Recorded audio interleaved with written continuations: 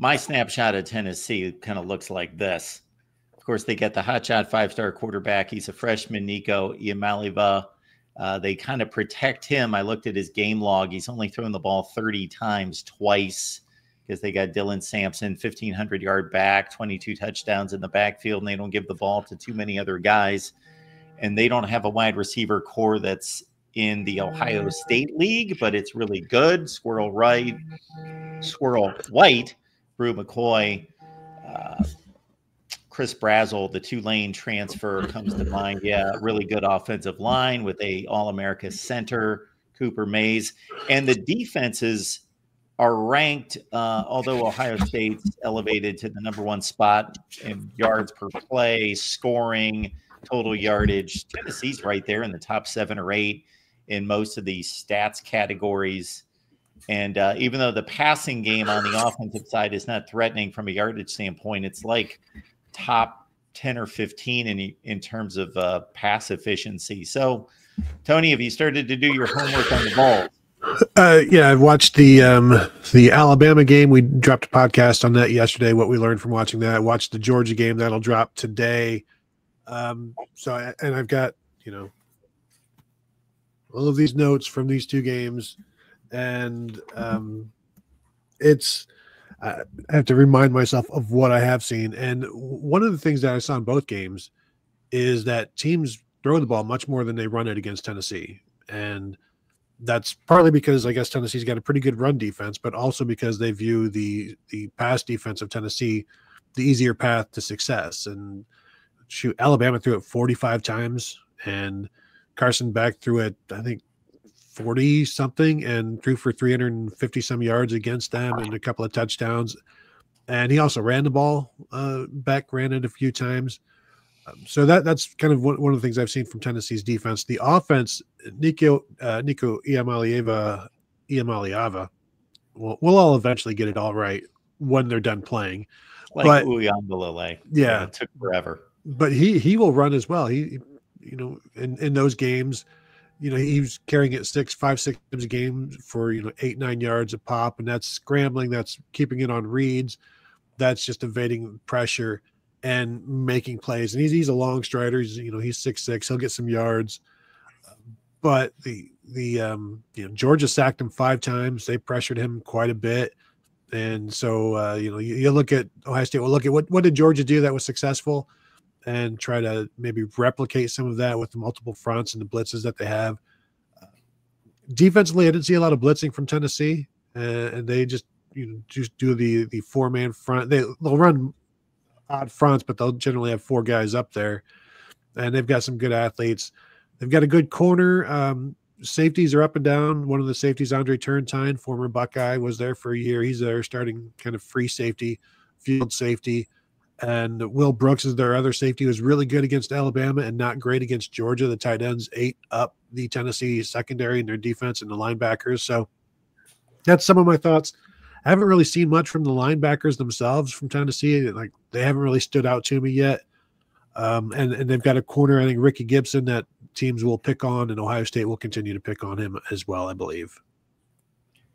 So the scary matchup here is the Tennessee defensive line led by James Pierce, who's probably going to be a top 5 pick in the NFL draft, against a makeshift offensive line for Ohio State that Ryan Day is still throwing out names like Luke Montgomery in particular and others to say we're going to throw something together or make adjustments. So that's what concerns me first and foremost. I think they will start the same 5 guys who started the Michigan game. They're going to tell you they're going to tinker and that everything's on the table. But I would be literally shocked in 3 weeks, 2 weeks of prep, whatever it is. They practiced a couple times last week, but I would be shocked if they make any changes and put somebody in there who has never started a game. That just doesn't make any sense to me at this time.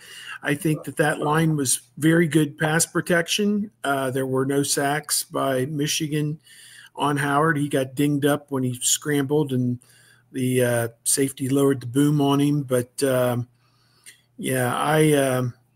would be shocked. These guys are so conservative with how they do business that I just can't see a replacement at this 11th hour that you would put out there for the first time ever. That just runs counter to anything these guys would have ever done. It just depends on, well, I mean, and they did it against Missouri in the Cotton Bowl, and we saw the results. But it comes down to whether or not Carson Hinsman can be consistent enough with the snaps and how they feel about that. And let's not pretend that Taylor Shabola has been fantastic the last, the entire season, frankly, but he was splitting reps with Austin Searveld for a while. And, I think, there is enough time to see if Josh Padilla can be the guy at center, redshirt freshman. They don't want to do that, but you've got to put your best 5 out there. I've been told once Seth McLaughlin went down, there was serious consideration for Padilla, and that there are some that felt like he would have been the best option at center. So will they revisit that? We'll talk today, maybe again sometime soon, maybe probably next week. I don't know if we're going to get the assistant coaches like we had hoped this week. And they would just tell us that, well, we're just looking into everything. And that's one of the things that Ryan Day said. Like, we're even looking into, moving Donovan Jackson back inside. There's no way.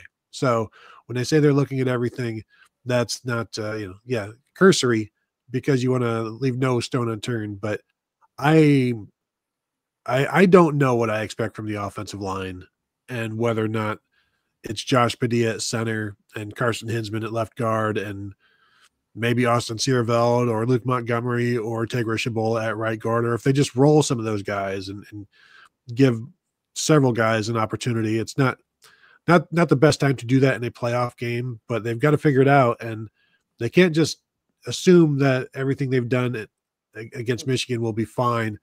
But if the same 5 that went against Michigan have had the best 2 weeks of prep, then you go with them.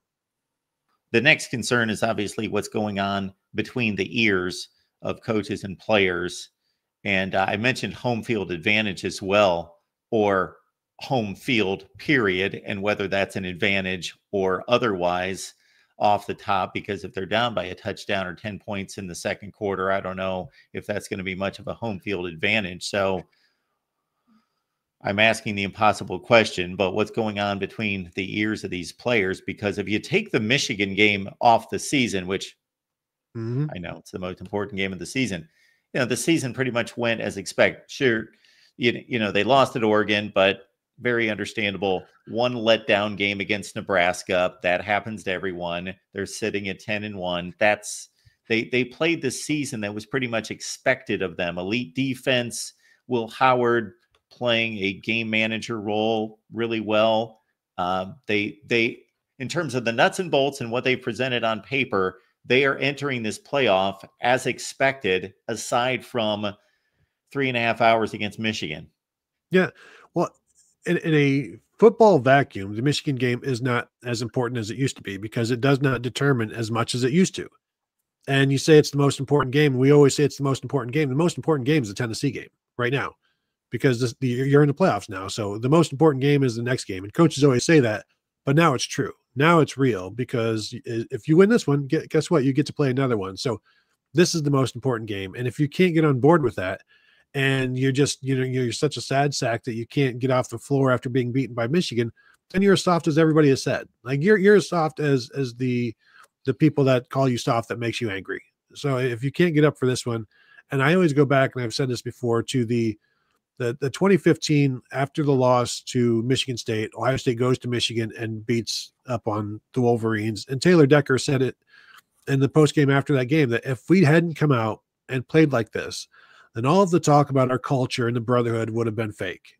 And so, they showed that it wasn't. This was a call to basically their manhood and their brotherhood, and they stepped up.